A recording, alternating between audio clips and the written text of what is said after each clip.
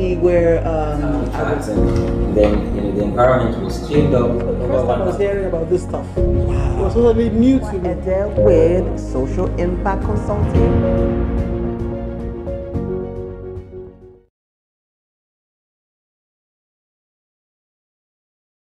Everyone, thank you for watching the Development Sector Series, which is Dev Sector Series. Are you interested in sponsoring Dev Sector Series? Please call me at 234-703-539-8086. As we spread your brand, we spread around the world. And as we do that, we are all changing the world. So let's work together. Contact me so that we can maximize social impact. I look forward to hearing from you.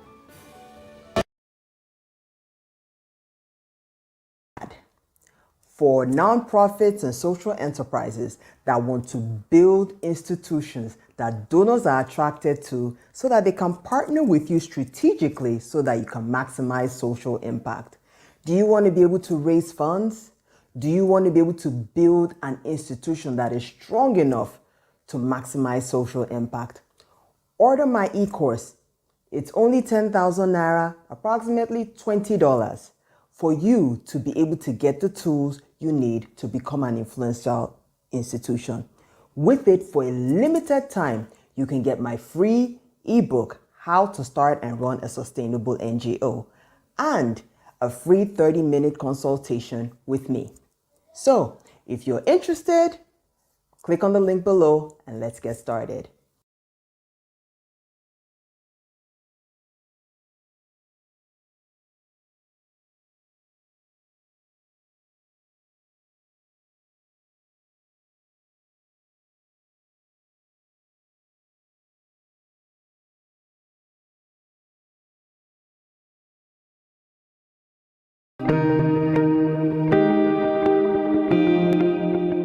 Hello everyone, my name is Efwa Elens Ede with Social Impact Consulting. I'm a development consultant with 20 years of experience working with NGOs, international NGOs, and bilateral agencies to work in project support, monitoring and evaluation, and civil society strengthening.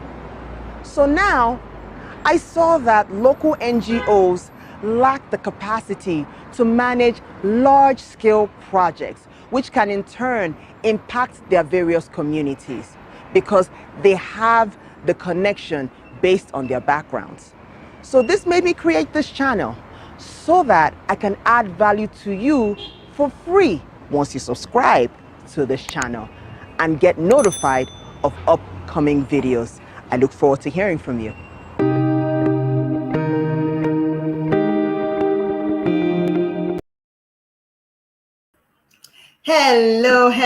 Hello everyone. How you doing today? Welcome to another episode of the Development Sector Series, which is Dev Sector Series. Make sure you like and share this broadcast so that we can get to many more people.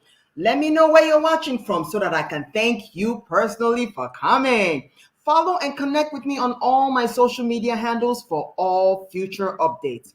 On YouTube and Instagram, we are growing rapidly and could use your help. Follow me on Instagram at Social Impact Consult and YouTube, Social Impact Consultant, the channel with a big blue S. If you have any questions about the discussion in this program, please include it in the comments so that we can engage in further discussions, okay? Today, we are going to be discussing elections. The last time we discussed this was with Mr. Samson Itodo. If you want to just get more information about that, go on my YouTube channel and check for it. It is right there on my channel. Subscribe while you're at it. Elections is the bedrock of our democracy, so we need to make sure that they're free, fair, transparent, and address the needs of marginalized groups, which are youth, women, and persons with disabilities. Our guest today is my learned colleague, Mr. Bem Aga. He's the program director of the National Democratic Insitute, an international nonprofit whose mission is to work in partnership around the world to strengthen and safeguard democratic institutions, processes, norms, and values to secure a better quality of life for all. Now, NDI, which is the National Democratic Insitute, has been monitoring and observing elections in Nigeria and has partnered with organizations around the country to ensure civic participation and inclusion in the electoral process. He is going to be sharing some insights concerning the electoral process in Nigeria, and I'll be going over his video bio before introducing our special guest. Now, you know the kind of practitioners that I deal with, you know, they are actually working practitioners working in their various fields. So right now, he's in between meetings right now, but he's going to be here shortly, okay? But in the meantime, I am going to play his video bio for you, okay? So that you can have an idea who we are talking to. Just give me a few seconds. Bem Aga is a development expert with 13 years experience in advancing political and socio-economic rights of traditionally marginalized and underrepresented groups like women, youth, and persons with disabilities. His expertise and experience includes inclusion, legislative advocacy, transparency and accountability, political party strengthening, elections, and policy advocacy. Aga's career in the development sector commenced at the Civil Society Legislative Advocacy Center, CISLAC, and traversed international development agencies like the International Republican Institute and the National Democratic Insitute, NDI. Aga has a background in political science and currently is the program director at NDI. Allow me to introduce to some and present to others Mr. Bem Aga, Program Director, the National Democratic Insitute. Okay, we are in one of our times right now. We're waiting for him to come on live.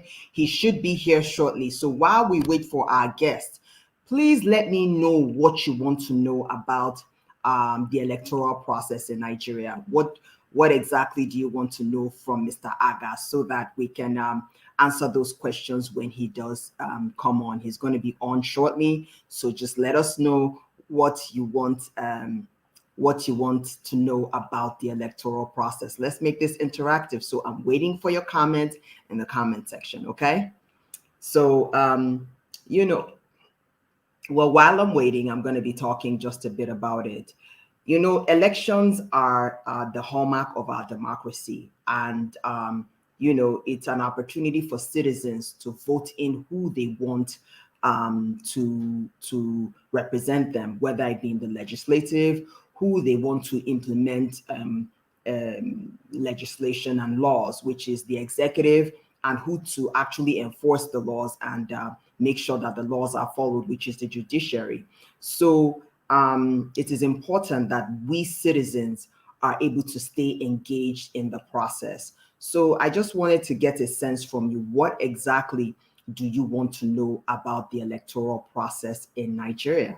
Okay. And, right now, we have had a lot of things that have happened so far concerning the Electoral Act, adding an amendment that electronic, checking the counting of votes electronically has to be validated by an agency which is run by the executive.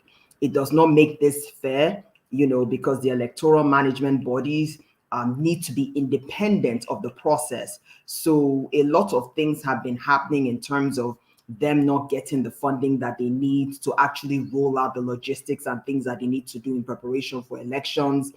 A lot of malfeasances happening right now in Nigeria. So trying to see how we as citizens can make sure that our elections are free and are fair. So let's hear your comments on that, okay? Let's hear your comments on that piece. In addition to that, I just want to mention just a few announcements with regards to social impact consulting while we wait for our guest.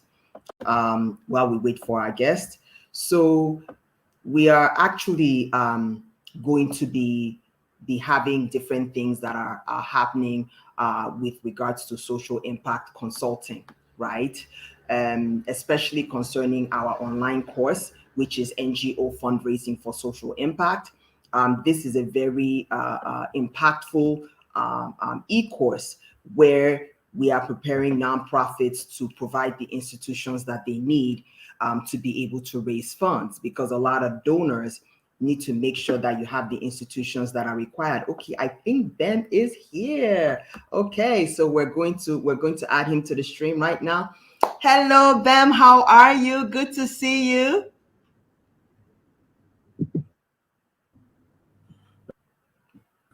Hello, Bem. Can you hear me? Hi, everyone. Hello, how you doing? Good to see you. Yes, I can hear you loud and clear. Okay, awesome. Thank you so much for joining us here at Devsectorseries. Thank you. Good to see you, Bem. Good to see you. I've been seeing you working real hard. I said you're working real hard, so I see the great work you're doing in the gubernatorial elections and some of the work that you're doing with the partners around the country. Well done. Yeah, I think you work harder. Thank you so much, Ben, for your kind words. So we're going to be talking elections. This is a very contentious topic, as we're gearing up for 2023. So, based on your expertise and your insights, you'll be able to share some things with us and see how we can even, enhance citizen participation. So let's get started. So let me ask you a question. So what are your thoughts on the electoral process in Nigeria? Yes, I think I would say the electoral process in Nigeria is definitely improving. Okay. A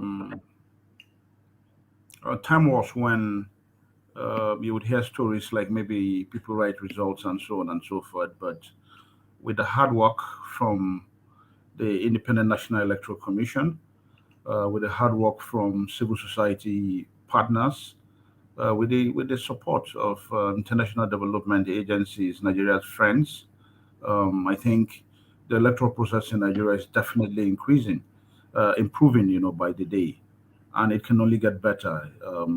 That's how I see it. Okay. So, what are some of the things that were lacking that has actually improved now as you're out there on the field and working with stakeholders? Well, one of the things I would say is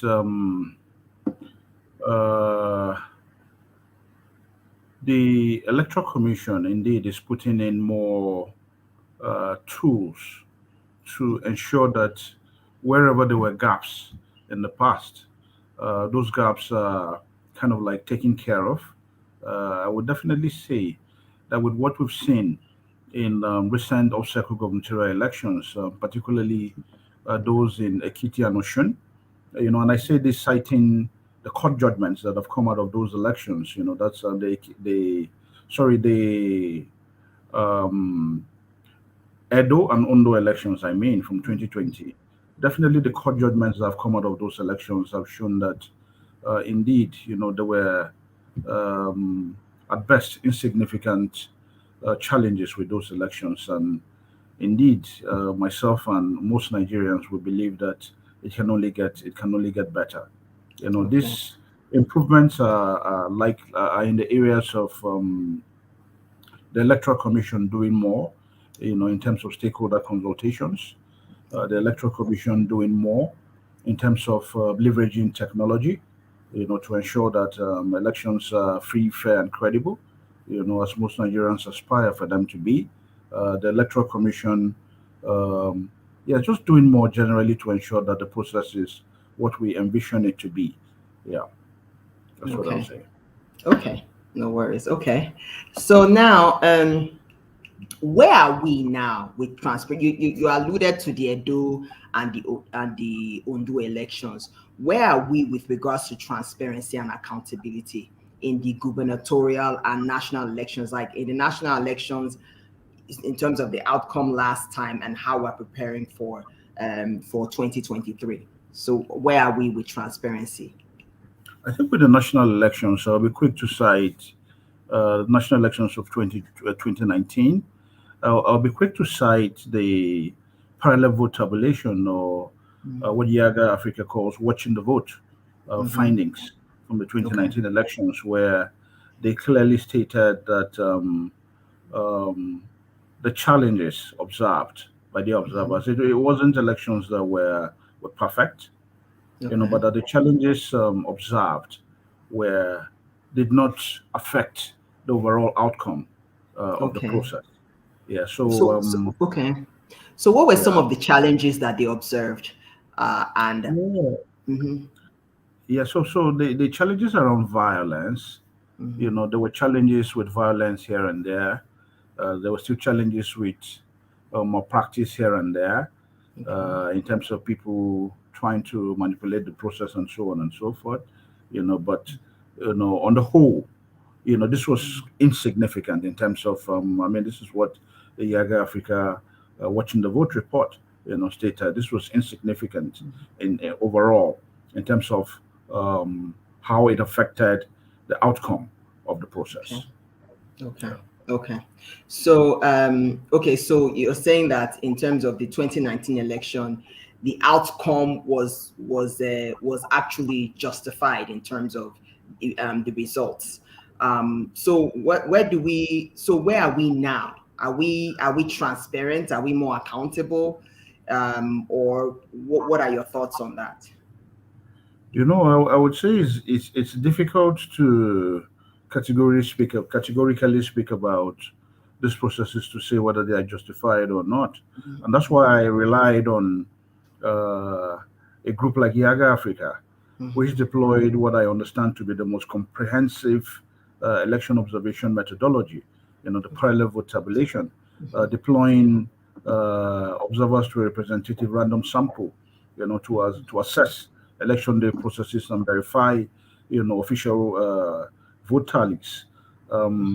It's difficult for people to go to like a few polling units and then say elections are credible or not credible. And that is why we must always look out to use the data that is coming out from groups that have taken the pains, to deploy methodologies that can tell us or give us a helicopter view. Indeed, seeing everything that has taken place, a representative view of what has happened. That's why I was quick to point to the findings from Yaga Africa. Okay. Okay. So, can you just talk a little more about PVT, because that was the methodology that they used to verify the authenticity of the results. Can you just talk a little bit about PVT? Yeah, so the parallel vote tabulation is the gold standard, for election observation the world over. Deployed for the first time in the Philippines, I think during the administration of President Marcos. It, like I said before, assesses election day processes, because the truth is, if the process is wrong, and if the process is significantly wrong, you may not generally go to say you're verifying the results. So to ensure that, as the lawyers will call it, the process meets minimum acceptable standards for the conduct of elections. So the PVT verifies those processes, and then assesses election day results. And how is this done? This is really done by deploying observers to a representative random sample. For the national elections, for instance, Nigeria had, as at 2019, a little bit under 120,000 polling units. So observers were deployed by Yaga Africa to a representative random sample, of this number. And how do you get this sample? It's really by, using Excel, to give a command, and it gives you, and this is statistics that is taught in Nigerian universities that, and the world over, it's real, it's not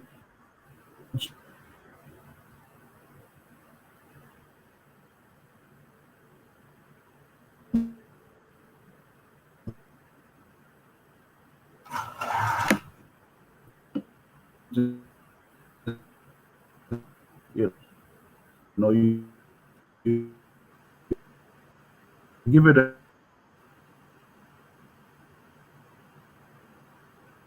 Okay. Looks like we're having a bit of a network issue.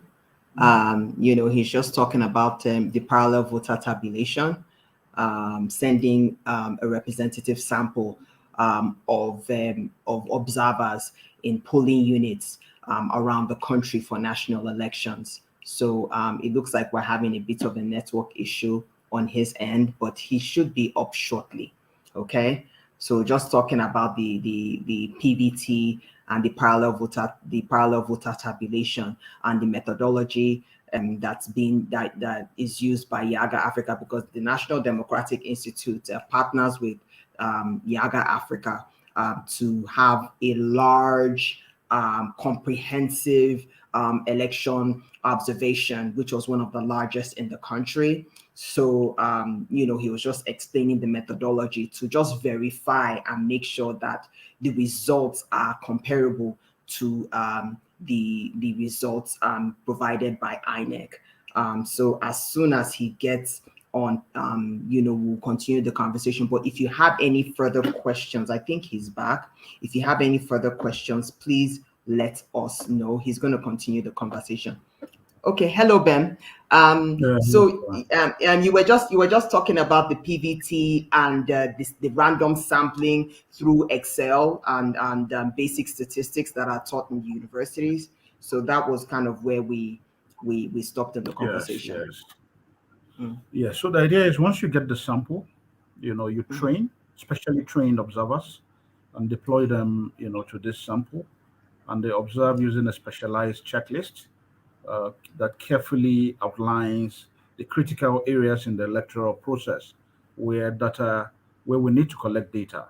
Once that is done, they observe throughout the duration of the electoral election day, and they report at intervals um, between the arrival, the opening of polls, arrival of their own arrival, within the arrival of election officials, accreditation processes, voting, sorting, all of the election day processes really, and then also the process of collation and results. And one of the things about the PVT is that it presents results at its purest form. The challenge people have identified over time in Nigeria is that uh, election malpractices really happen with the transportation of results from the polling unit to the ward collation center, to the local government area collation center, to the state collation center, and so on. So with the PVT, results are gotten at their purest form from the polling unit, where the process of transportation has really not happened, and of course they are kind of tabulated, and the estimates really give you a very good picture of what has happened. Okay. So I'm going to go into NDI organizationally. So NDI has supported several organizations in promoting civic engagement in the electoral process, and NDI has been doing this pretty much since the beginning of the democratic dispensation, and has been monitoring the process, for a long time, especially based on our relationships with the US. So can you just talk about some of the outcomes?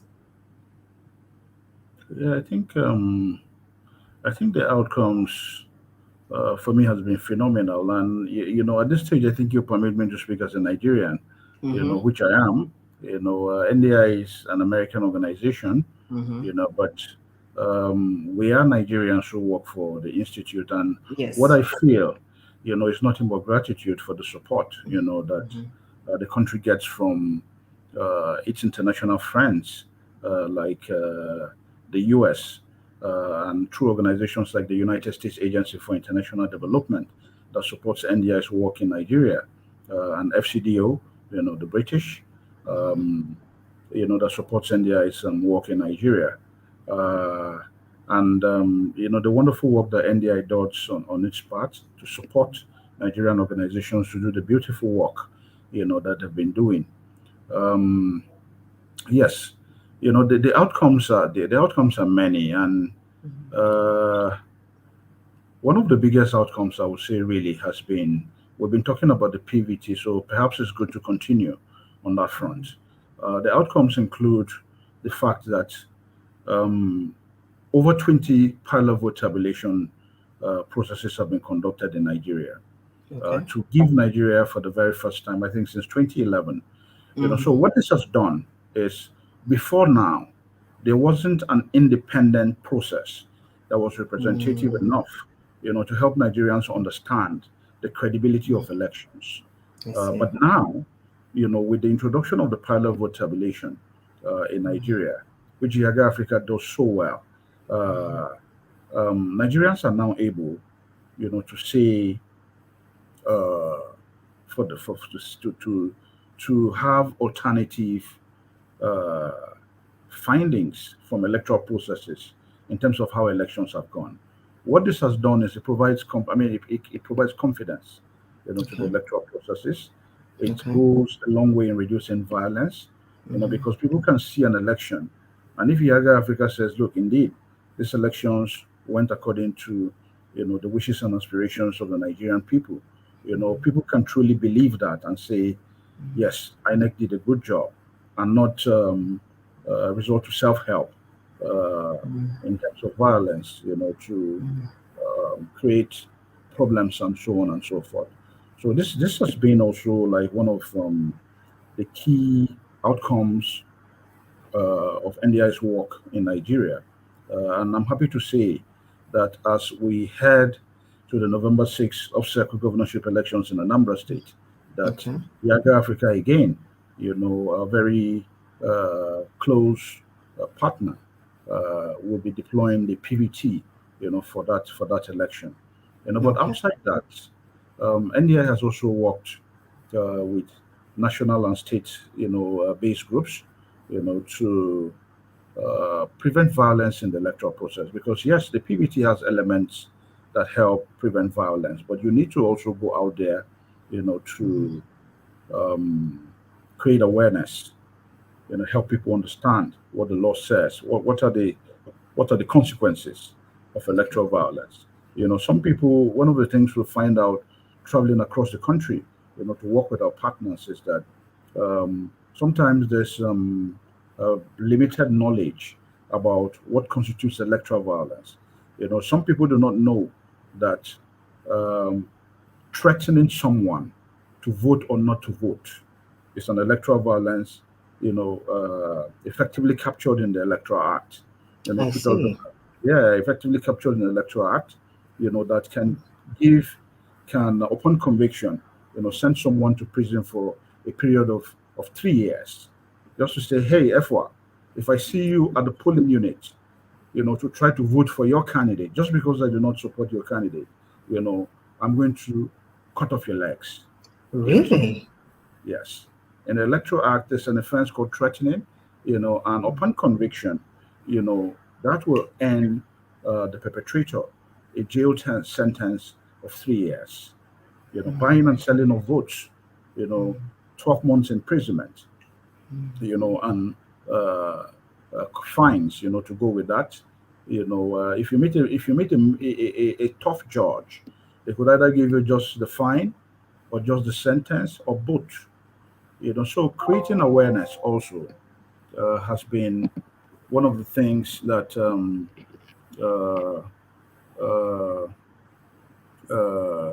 NDI has been able to do through its work on the Vote Not Fight campaign.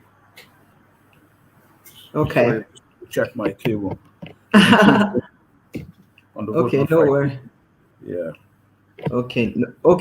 So what you're saying is that the PVT has provided an independent verification of the results, and then the Vote Not Fight also provides that voter education that provides awareness of consequences of perpetuating electoral violence. And you said even verbal threats can even result in jail time according to the Electoral Act.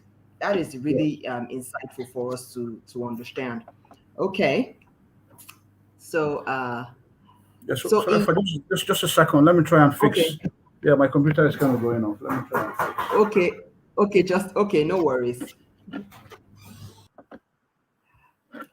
Okay, no worries. So, you guys, if you have any questions for Mr. Bem Aga, please put it in the comment section so that we can discuss further on the electoral process in Nigeria. Okay, so if you have any further questions, please, let us know. Okay, so Bem, in your expert opinion, how are the current policies going to impact the 2023 elections? As you know, before the president had appointed someone to become, I think, was it a National Electoral Commissioner, which the House of Assembly rejected because of their relation to the president. And then even futuristically now, the Electoral Act and that amendment, I think Samson has been speaking vehemently against it. He even spoke in our last interview about the amendment of the verification of electronic vote count. So can you just kind of talk a bit more about how current policies are going to affect the 2023 elections? Yeah, I think in their wisdom, the Senate did not accept the nomination of one of the nominees of the president for the office of National Commissioner. Yeah, so I personally think, as a Nigerian, that they took the right step. It's my personal opinion. I think they took the right step, and that's the self is self-explained. And on the other issue of processes around electronic transfer of results and so on and so forth, democracy is a beautiful process. As I like to, my favorite definition of democracy is that by former U.S. President Abraham Lincoln, which says it's government of the people, by the people, and for the people. Democracy is a majority opinion. What should happen in every democracy, that functions optimally, should be that the will, of the people prevails at all times. And I think elected representatives in Nigeria increasingly, are beginning to pay attention to what Nigerians are saying on a plethora of issues, regarding their political and socio-economic well-being, including the issue of electronic transfer of results. I've read in the media, and heard at meetings that the Independent National Electoral Commission, for instance, is very vehement on the fact that they have the capacity, to transmit results, directly. But also, I have listened that Nigerian civil society, have also held firm opinion that INEC, should be allowed to organize and conduct elections as provided in the Constitution, as expressly provided in the Constitution, and that subjecting their efforts, subjecting their powers to do so, as provided expressly in the Constitution, to the approval of maybe other government ministries, departments, and agencies, may not be in the overall interest of free, fair, and credible elections in the country, and so on. This is a position that has been powerfully made by Nigerian civil society, which I think the House of Representatives has yielded. If you see the position of the House on this issue, they've said yes, INEC could go ahead and do this. And civil society in Nigeria are currently calling on the Senate to adopt the version of the House, in terms of the discussions around whether or not, INEC should transmit results from the polling unit to a central database system during elections in the country. But my belief is legislators are elected representatives of the people, and they would indeed do what is necessary, in terms of um, what their constituents are yearning for. I believe in the long run, that's also what will happen.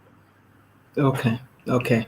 I hope so, because we need credible elections at this point. We want the right, the right officials to be able to represent us, because for so long we've, it's like in every democracy, it's what comes out of the primaries that the citizens have to work with.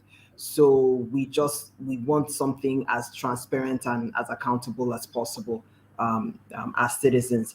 Let me ask you a question. So, we had the Not Too Young to Run bill was signed, prior to the 2019 elections.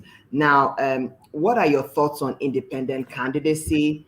And do you feel like that conversation is going to happen again in terms of independent candidacy, so that they open the floor more to more passionate Nigerians that want to serve their country? Yeah, I believe in independent candidacy. Mm-hmm. It will open up. The idea is, to always broaden the democratic space. The idea is to always broaden the democratic space Mm-hmm. for people to participate, in the governance of, their country. That's the idea. But and unfortunately, on this part of the country, our laws do not provide for independent candidacy. So to run for office, as is in our laws today, one would need to be sponsored by a political party.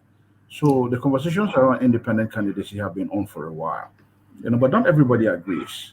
The Electoral Okay. Commission, for instance, is very concerned. You know, Okay. um, Based on, for instance, what you can call, or what has been widely called in the media, the proliferation of political parties. At some point, we had up to 91 political parties in Nigeria.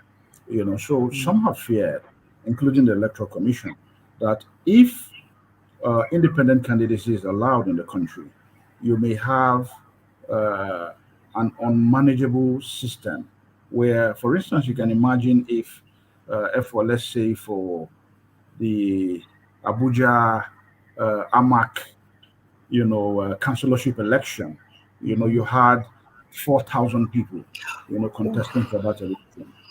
Just imagine what the ballot paper would look like. So for Yes. good reason, some people worry that Mm. if we have independent candidacy, Mm-hmm. would the electoral commission be able to manage this process? But the good thing, for me, is that, again, democracy is about dialogue. Democracy is about looking at problems, finding solutions and taking collective action. So Okay. indeed, uh, one way or the other, there will be the solutions to this problem will be found, and Okay.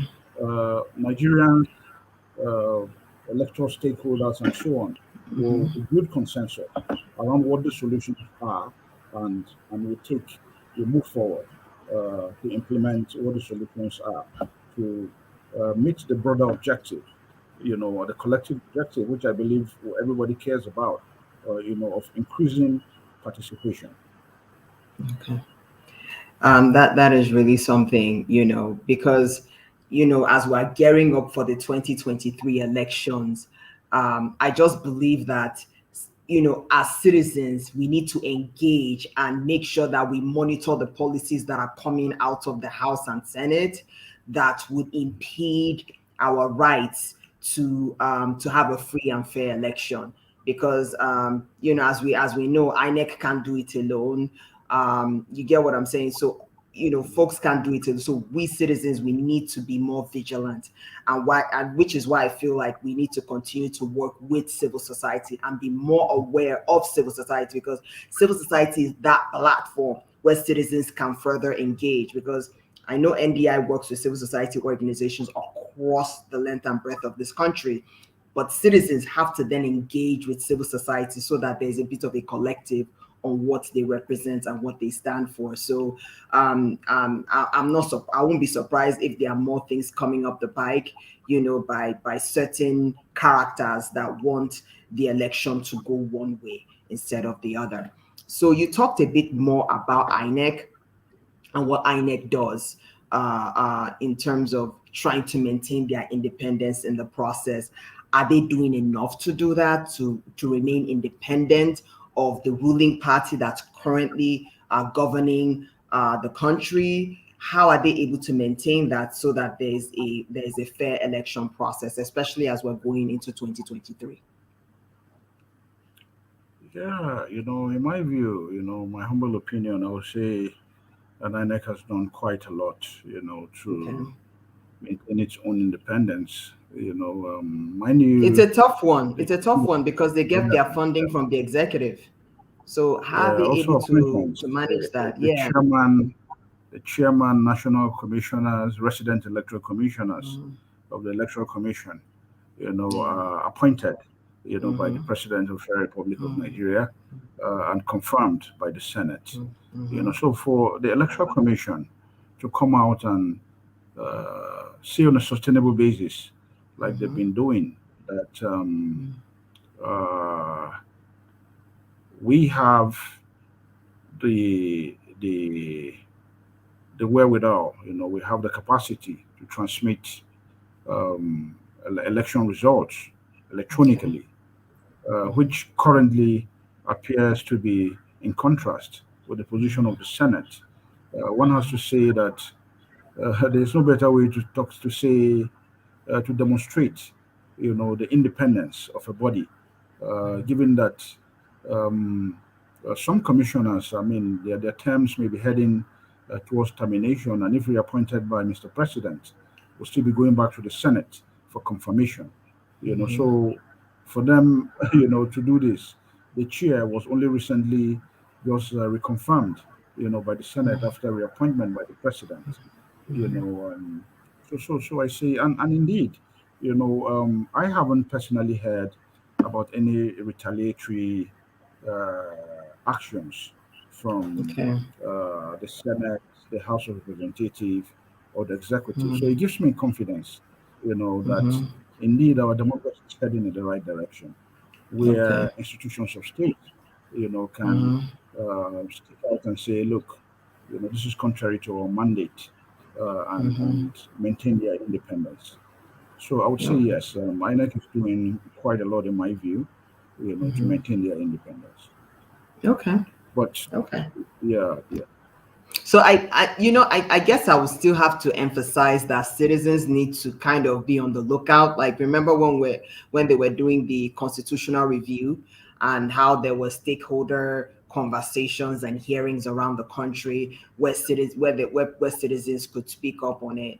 I think that, with regards to INEC, I still feel like what the work that you're doing, the work that Yaga is doing, monitoring the process, because if alarm bells weren't raised about the conflict of interest of the appointment of the you know picking of the National Electoral Commissioner, she probably would have been selected. So I still feel like there still needs to be a lot of work being done, and I still feel like there needs to still be a lot of citizen engagement in the process so that INEC continues to maintain its independence in the process.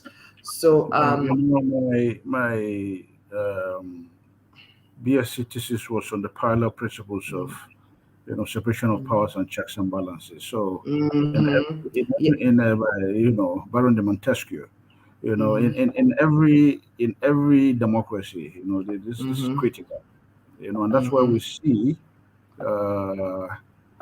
no, that's important to keep democracy, and institutions, going, Mm-hmm. running effectively and efficiently. Yeah, definitely. Because I feel like citizens still need to, they still need to really be on alert. And that's why, and that's pretty much why I started this platform in terms of Dev Sector Series, so that, people are aware of what's happening within the country and within the continent, so that they can become engaged and participate. So in continuation from our discussion about INEC's independence, the CVR is going on. I think it was on pause. I don't know whether it has resumed. It's ongoing. How do we continue to get more citizens to register to vote in preparation for 2023 or even their gubernatorial elections? Well, I think mobilizing citizens to register as voters and to actually do the needful on election day, by voting to shape, the policies that affect their lives, is everybody's responsibility. But statutorily, the Independent Electoral Commission, organizations like National Orientation Agency have been, put forward as those responsible for this. But civil society has been more than, a support system for the work Okay. that INEC and the National Orientation Agency does. And this needs to continue. You know, uh, Coordination, between INEG, NOA, civil society, needs to go from strength to strength, in my view, to ensure that, it's good at the moment, but, it can also get better. It needs to go from Okay. strength to strength, to ensure that the coverage, and to ensure that we have no duplication of efforts. I mean, um, if these three organizations concentrate on, let's say, 6 out of 36 states, the loss, Nigerians will lose. But if Mm. these organizations are able to spread out in a way that the whole entire country is covered, and that the right messaging go out to Nigerians, then indeed we'll see the effect in terms of turnout for all categories of election. So yes, um, this is everybody's responsibility, because it's not enough, to complain about governance and all of that. People need to turn out to vote. Uh, a ballot cast in every election, is an effort made, to shape the policies that affect the lives of those, casting those ballots. So um, it's important that we help in making the connection between participating in political and electoral processes and the outcomes that every citizen in this country seeks to get in terms of the quality of life, that they expect for themselves. That's really interesting. So, um, how is INEC, based on your, NDIs working with them, and you're working with your partners, working with INEC, how are they effectively engaging civil society in this process? Because, that's a really important factor, because from my understanding, civil society and non-governmental organizations, the reason why they are tax exempt is because they are helping government to actually provide services for society. So, and this is a service in terms of getting people to register to vote. So how are they further engaging civil society to spread out and make that awareness, and spread out that awareness of getting people to register to vote? Because I saw some infographics here and there by various organizations on people registering to vote. I just don't feel like I'm seeing enough. And I don't, so is that part of the engagement of civil society, or are they getting enough information that they need to now push people to go online to just register to vote? In developed countries like America, they make it so easy. You can get it in the mail. You can do it online. I mean, you can go to there are certain places you can go to register to vote. Some state agencies, you know what I mean, to register to vote. How is INEC working effectively with civil society and other organizations that constitute civil society to make sure that people register to vote? Are there any incentives? Does INEC even have enough money to even do this, to even conduct this kind of outreach and engagement? I know these are a lot of questions, but what are your thoughts on this? Yeah, I think a good place to begin would be to acknowledge that Nigeria is a huge, huge country. Sure. So covering this country with whatever campaign you have, is a huge effort. It's a huge effort. It's a good place to begin. And I would also say that to the credit of the current commission, they have taken what we used to know as a continuous voter registration process closer, to what is envisaged in the Constitution, which is that the registration of voters should indeed be on a continuous basis. What we had before now used to be a registration of, let's say, 2 weeks, ahead of some election. And then if there was an outcry that many people haven't registered, there would be possibly another increment of another week or another 2 weeks. This time around, you have a prolonged registration that goes on. Okay, it stops at some point, but again, it continues, So INEC, I think, needs to be commended for that. In terms of registration points, in Anambra, for instance, maybe this is areas where more needs to be done, but I'm not sure if this has to be done. This has to do with funding, because in Anambra, for instance, you would see that from the beginning of the continuous voter registration process on the 28th of June, although I think the physical registration did not start exactly then 2 weeks after that, but in the beginning of, in the continuous voter registration process,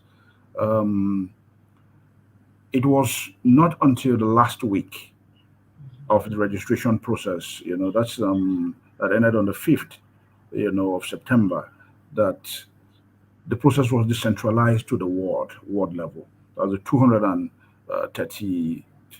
326 wards in Anambra State. It wasn't until then. So what you found was that this was happening at the 21 local government areas in Anambra State. So what we've heard, from our civil society partners and citizens during our engagements has been that it's sometimes difficult. For instance, a ward like Wuse in Abuja is one of the biggest wards in the country.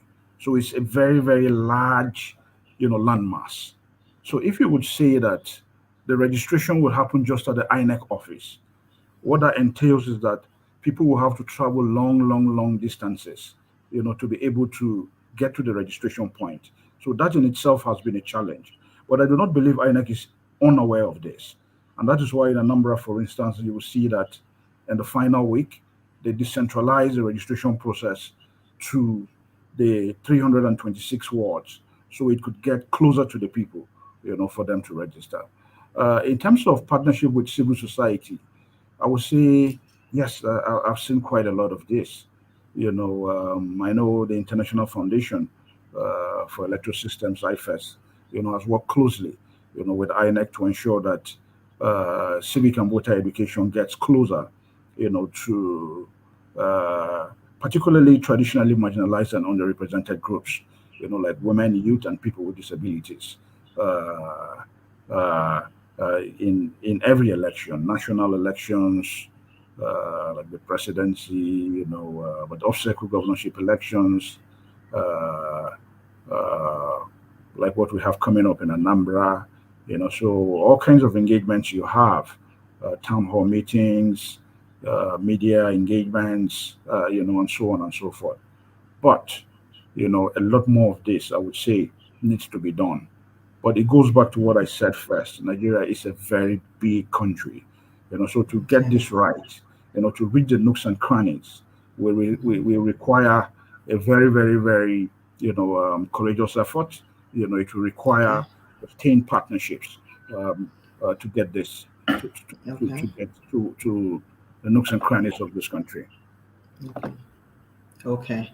So so the challenge is more of the size of the country. So I think we even need to look at duration. So like you said with the Anambra election, with the Anambra CVR process, it was not until the week before closing that they now decentralized the CVR process. So Yeah, it's just so now we're now looking at duration. yeah, but Since funding. Yeah, I think you can put in funding there, because I mean, if you decentralize in the last week, what it simply says is that because if you decentralize, maybe they had just gotten funding then. Maybe that was why. I don't have those details, but what I can say is decentralization means that you're moving from 21. Let's use a number. You're moving from 21 to 326. So you see the level of expansion. So you're But that moving from was quick. deploying. Yeah, you're moving from deploying people to 21 points, to 326. So it's a huge expansion. So Yeah. and It could have people. been done slowly. Like even if they had, when they started, they could have Mm. decentralized slowly so that it wouldn't have gotten so huge so fast, and then giving people not as much time. But like you said, we're a young democracy, we're learning. I think eventually we'll get there. I hope soon though. Yeah, I like to also believe that INEC is a lesson learning, institute. You know, so indeed, they would have taken lessons from just the kind of thing you said now. Perhaps it would have been a good idea to move incrementally instead of centralizing in the last week. But I want to believe INEC is a lesson learning organization, and indeed, they have taken notes, from these processes, and the date for the Ekiti and Oshun elections. Ekiti, I think, is on the 18th of June, 2022. Oshun is on the 16th of July, 2022. These lessons can immediately, be put in motion in terms of preparing for those elections. Yeah. Okay. So that's really interesting. So guys, if you have any questions for Bem concerning the electoral process, please put it down in the comment section so that we can continue our discussion as we head on to the last question of this segment. So now I'm going to just ask you, Bem, how do we get ready for 2023? What do you think the plan should be? What is the plan, and how do we get ready as citizens, as stakeholders, as civil society, as government? How do we prepare? Yeah, I think planning for 2023 should at least be midway. If we hope to have a perfect election, because it should begin immediately after 20. It should have begun, immediately after 2019. So it should be midway, by this time. And for the Electoral Commission, I would say that I know INEC does an overhaul, so to say, of every election, to review the process, document prospects and challenges. I mean, lessons learned, and so on and so forth. So one would expect that by now, the lessons learned from the 2019 elections have been worked on, to ensure that we have a better process in 2023. Same for civil society organizations. Um, uh, Lessons learned from engagements in 2019 on all of these issues we speak about: CVR, uh, um, uh, ensuring that elections are peaceful, free, fair, and credible, uh, ensuring that elections are issue-based, engaging candidates, to ensure that elections are issue-based, and so on. There should by now be programs that are being implemented on an incremental basis to ensure that the elections are better. Engaging security agencies to ensure that, yeah, all of that. Okay. So just the whole gamut, ensuring security agents are ready, ensuring that the CVR process is ongoing, ensuring there's more awareness. So thanks a lot, Bem, for that insight. So let me not take up too much more of your time. You have a pretty busy day today. Uh, you kind of took this in between meetings, so thanks for that. No So problem. so I'm going to ask you for your final thoughts on the electoral process in Nigeria. Yeah, so my final thoughts are just that I think Nigeria is making progress, Okay. and my hope would be that we continue to make progress, although we've seen in some instances that sometimes we kind of relapse, and lose, I hope we do not lose ground anymore in terms of making progress and then going back to um, previous challenges, to Mm. areas where we had Mm. challenges. I hope. Excuse me, Ben. It looks like I have a question here from the audience.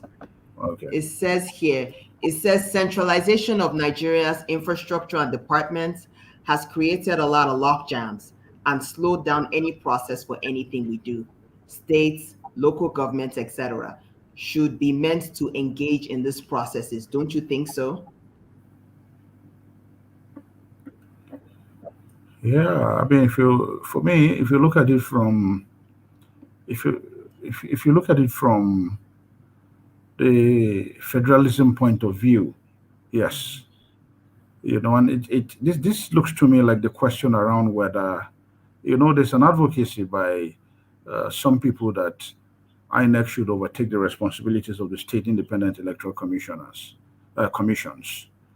because of concerns that perhaps the elections held at that level have not really been uh, uh, free, fair, and credible, as expressed severally in the media, and so on. But the people who argue against that say that that will be against, first, it's unconstitutional as the constitution stands today, but it's also against the principle of federalism, where states need to conduct, their own elections.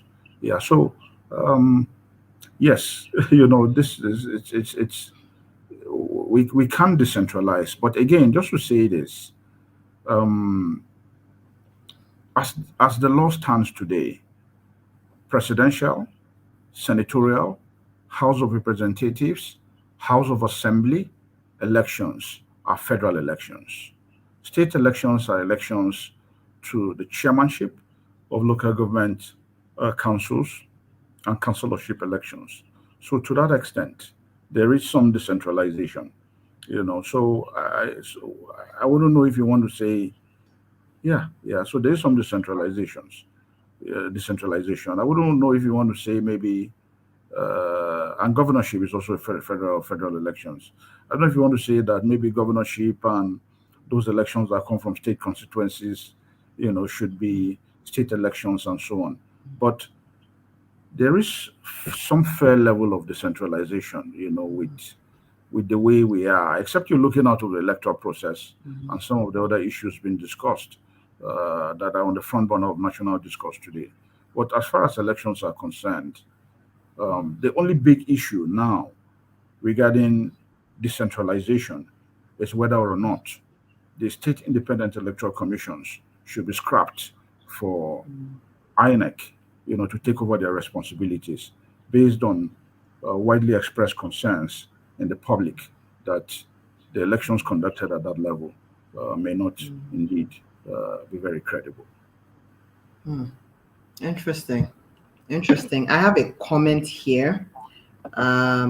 It says here, I strongly agree. The size of Nigeria a lot has to do with the elections. I think mentioning that because of the size of Nigeria, a lot of what we're talking about in terms of awareness and engagement and citizen participation, it's happening, but some of the challenges is the size, which is may impede going into the nooks and crannies to provide awareness of some of the changes, CVR, and other things that would make the election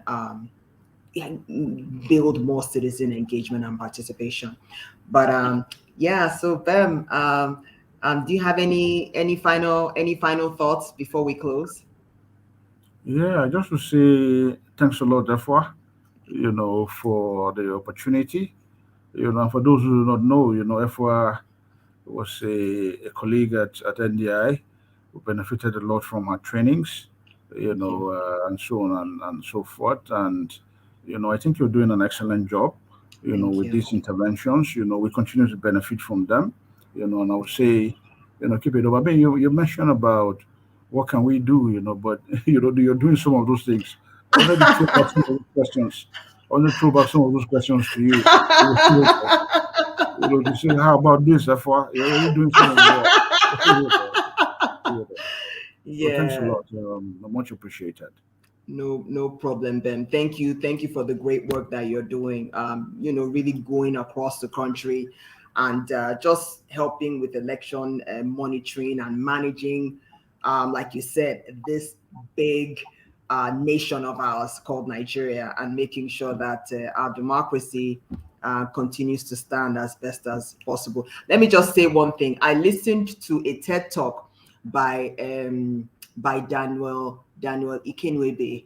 He's now the country director of the Tony Blair Institute in Malawi. But he did a TED talk, and he said he used to work for the Obasanjo administration. And he said, when he was a citizen, he would say, "Oh, government should do this, government should do that."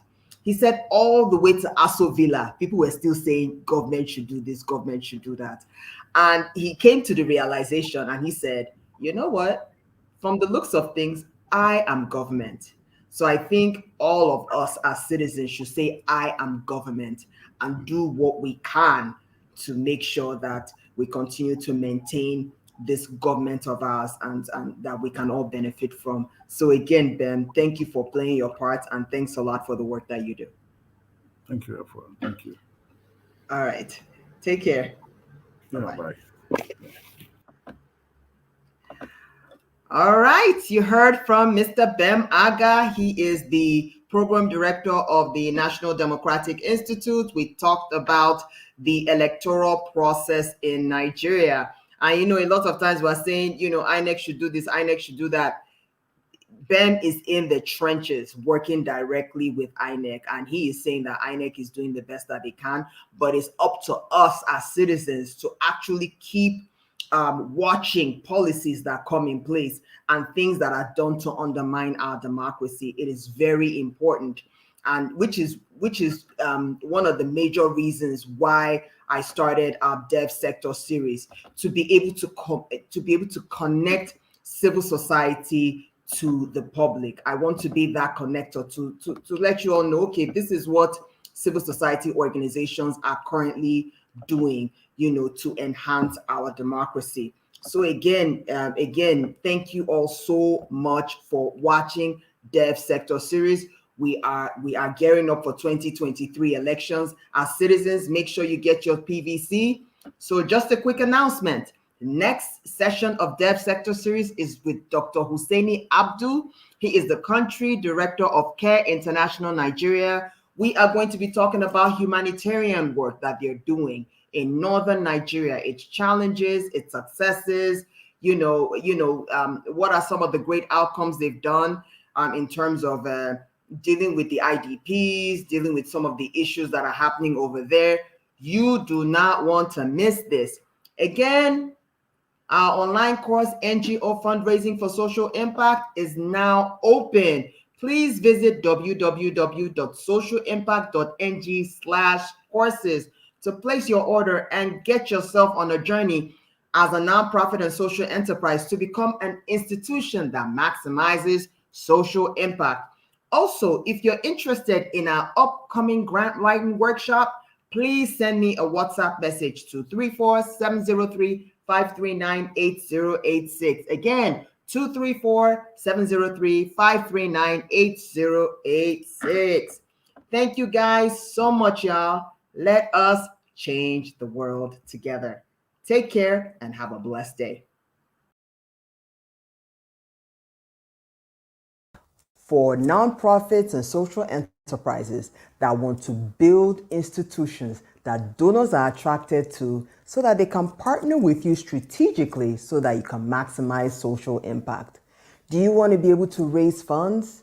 Do you want to be able to build an institution that is strong enough to maximize social impact?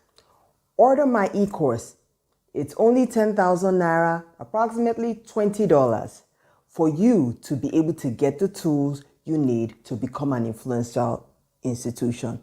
With it, for a limited time, you can get my free ebook, How to Start and Run a Sustainable NGO, and a free 30-minute consultation with me.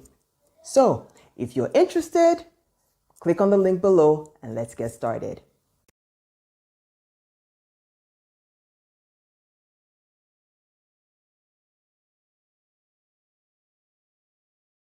And then the environment was cleaned up. The first time I was hearing about this stuff, it was totally new to me. With social impact consulting.